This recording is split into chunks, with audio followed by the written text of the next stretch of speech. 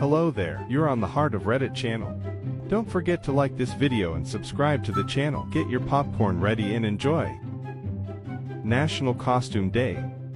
Decades ago, I taught in a mediocre for-profit international school, where teachers were treated like crap. It was weird and toxic. I knew I was in trouble on the first day, when someone pointed to a plastered-over door and said that they all made jokes that the wall was where all the teachers disappeared to who got fired in the middle of the year. That happened. The firing, not the murder wall part.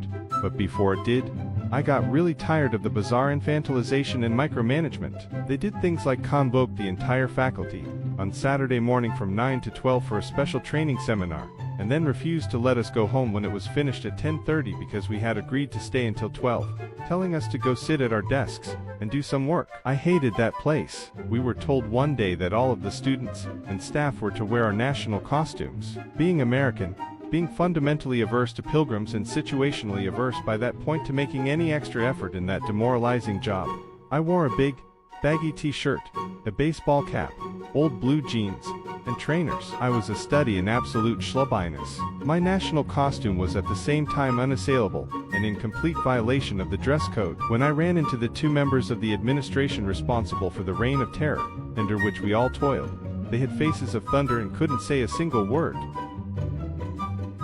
Do I smell bacon?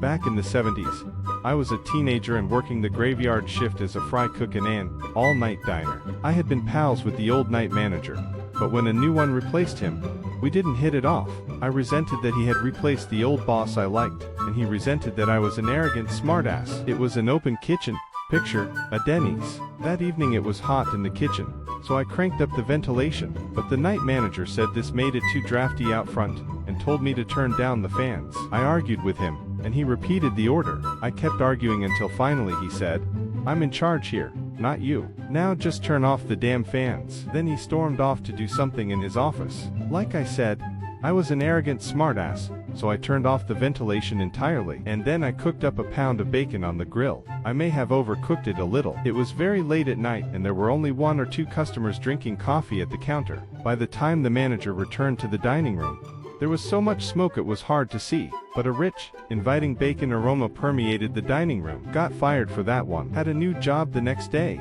In those days we had an expression, "Oh well, I was looking for a job when I found this one." Sure, you can park closer. I've recently been working part-time doing valet parking and event parking. It's an okay gig. The people I work with are mostly decent. The hours are okay, the pay isn't great, but I've had worse jobs. One location that I work at as a parking attendant is an event venue with a large empty gravel, asphalt lot. This thing has no lines to indicate spaces. It's right off of a busy road, and has giant holes. When we park people, it's vital to park them in nice, tight, neat lines. If a show sells out, we can, and have, run out of spots. Some people don't like being told where to park. They complain and complain, and get into arguments with my supervisor. Now if someone parks in the middle of the lot, that's a problem because then we need to try to park the remaining 200 cars around them. It's really important that they park in nice neat rows. There are fire lanes to worry about, and the fact that people need to get out. One of my supervisors is a crusty older guy, who's been doing this for 20 years. Some people throw a fit and want to park closer, say 20 feet away instead of 60 feet.